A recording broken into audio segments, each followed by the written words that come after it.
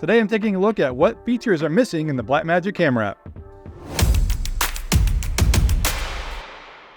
The Blackmagic Camera app really came out of nowhere and has now become the de facto app that pretty much everyone uses in the mobile video, mobile filmmaking world. To me, it's almost still like a beta version of the app. Although a good beta, but there are definitely problems and things that I don't like about it and that I want to improve. And that's kind of the key point here. This video isn't just me complaining, although I am doing that. It's me wanting Blackmagic to improve the app to make it much more feature rich. But now don't get me wrong, I really like the app and I'm using it regularly now. I just want it to get better. All right, I'm in a DC Comics kind of mood today. But the first one is when I'm shooting in anything other than ProRes, because you know the bit rate when you're shooting ProRes. If I want to shoot an HEVC or H.264, I can't control the bit rate. There's no setting, just like in Filmic Pro or pretty much every other app. Moment, Beastcam, ProTake, you name it, you can control the bit rate. And so my guess is that it's just using the standard Apple bit rate. Or if it's a higher bit rate, then again, you can't control it. And so unless you're shooting ProRes, to me, that's a big drawback. Along those same lines, if you don't have an iPhone 15 and you're able to shoot Apple Log, then there is no other log profile for anyone that has a 14, 13, 12, 11, whatever, because Apple Log is only on the 15 series phones. And so while some people say that log is fake on other phones like Cinema P3 or Filmic Pro, it's not.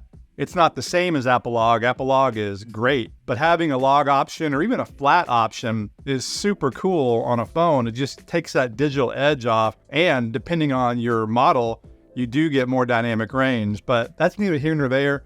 With the Blackmagic app, you only get log using the 15 series phones. Now, this is one that I find really frustrating. It just saves time in post-production when you have this option, and that is conforming your slow motion in camera. So my base frame rate is 24.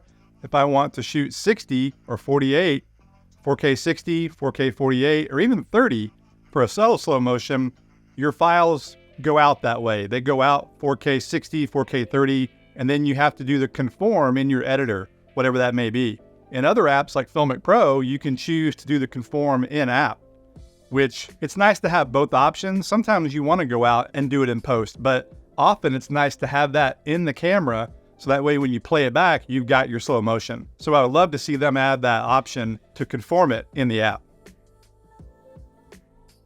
Now, one thing that's just a learning curve for me, especially because I come from Filmic Pro, but when you're shooting in auto mode, or really any mode, you only have one reticle.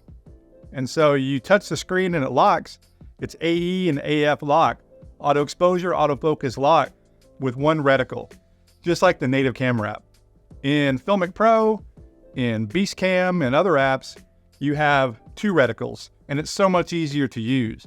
Your exposure, which is your ISO and shutter, and then your focus are separated. Now you can make that work in here by locking the shutter. Let's just lock it on that just for kicks. And now when I hit the focus, the shutter stays locked and you can point focus, but sometimes, like it just happened there, it still shifts.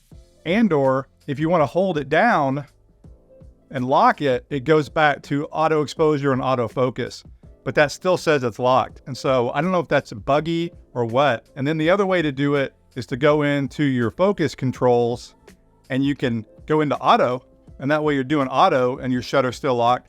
Or you undo auto and you can manually adjust the focus and you can turn peaking on to help with that.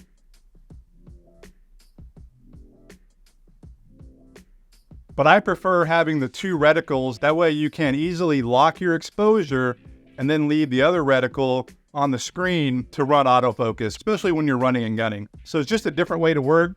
I prefer two reticles. A big one is there is no gimbal compatibility. In other words, there's no place in the menu to add gimbals. They have a wireless follow focus control, which is cool. That's pretty niche, I think, for a smartphone especially. It's nice, but they don't have gimbals like other apps, in particular Filmic Pro. So you can't connect your DJI, your Zhiyun, whatever, gimbal to your phone to control the gimbal controls. So I hope that Blackmagic adds that. Another one that's kind of niche, but still pretty cool, speaking of focus and manual control, you don't have a way to do automated focus pulls. In other apps, Filmic Pro, etc., you can set in and out points, hit one button, and it will do a focus pull for you, because doing focus pulls like this in the app can be really tricky, and you almost just can't do them.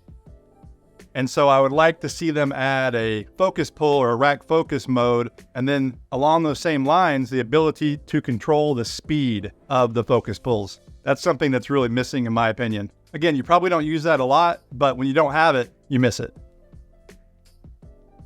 Another thing that's kind of weird is they don't have the 2x virtual lens in here. You've got your 1x, your 0.5, which is your ultra wide, your selfie, and then the 5x, which is the 120.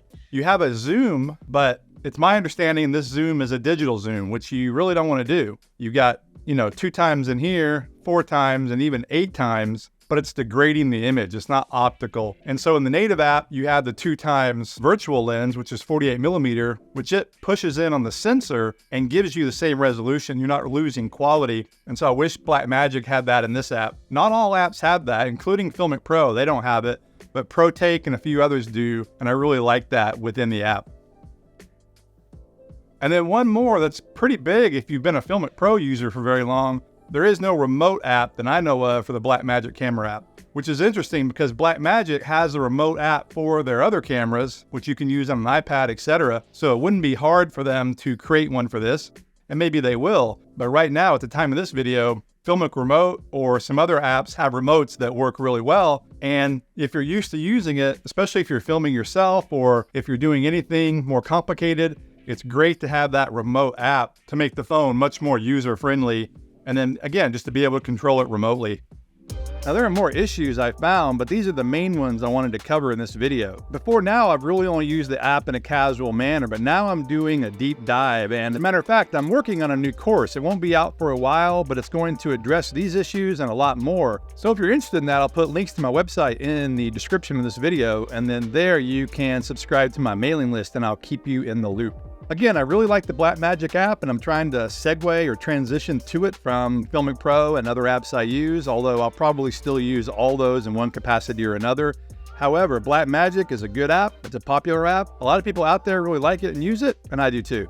And if you have the Blackmagic Camera app and you're shooting Apple Log, be sure to check out my new Apple Log Film Look LUTs. They are now available on my website. Very affordable and very filmic looking LUTs that you can use in pretty much any app. Premiere Pro, DaVinci Resolve, Final Cut Pro, LumaFusion, CapCut, they all work. So if you're interested in that, link is in the description. Thanks for watching. This is Blake Calhoun. Please like, subscribe, and I'll see you in the next video.